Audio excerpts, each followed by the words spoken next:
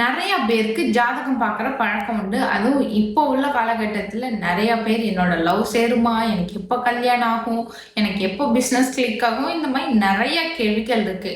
ஆனா, இந்த ஜாதகம் பார்க்கறதுக்கே சில ரூல்ஸ் அண்ட் ரெகுலேஷன் அப்படிங்கிறது இருக்குன்னு சொன்னா நம்புற மாரி இருக்கா? கண்ட டைம்லலாம் நம்ம நெனச்ச நேரத்துக்கெல்லாம் ஜாதகம் அப்படிங்கிறத பார்க்கக்கூடாது.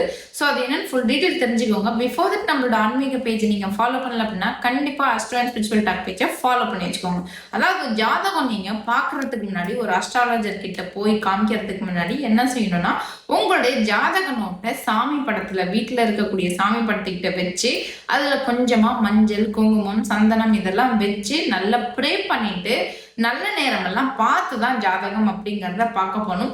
எஸ்பெஷலி அஷ்டமி, நவமி, பிரதமை போன்ற திதிகள்ல ஜாதகம் அப்படிங்கிறத பார்க்கக்கூடாது. கெட்ட நேரங்கள்லையும் ஜாதகம் பார்க்கறத கண்டிப்பா தவிர்த்துக்கணும்.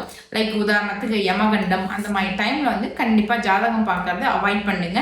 ஈவினிங் டைம் அதாவது சூரியன் அஸ்தமனத்திற்கு பிறகு நம்ம ஜாதகம் பார்த்து அதை கேட்டு அந்த பலன்கள் அப்படிங்கிறது என்னதான் அருமையா சொன்னாலும் அந்த பலன்கள் அப்படிங்கிறது பலிக்காது. அது மட்டும் இல்லாம சில நட்சத்திரங்கள் தேதியில நம்ம ஜாதகம் அப்படிங்கிறத பார்க்க கூடாது. ஸோ அந்த நட்சத்திரங்கள் என்னன்னு தெரிஞ்சுக்கணும்னா ஜஸ்ட் கமெண்ட் செக்ஷன்ல ஹைன்னு சொல்லி கமெண்ட் பண்ணுங்க. ஃபார் த டீட்டெயில்ஸ் நானே உங்களுக்கு டிஎம் பண்றேன். இந்த மாதிரியான யூஸ்ஃபுல்லான வீடியோஸ்க்கு நம்ம பேஜை ஃபாலோ பண்ணிட்டு உங்க ஃப்ரெண்ட்ஸ்க்கு இந்த வீடியோ ஷேர் பண்ணுங்க.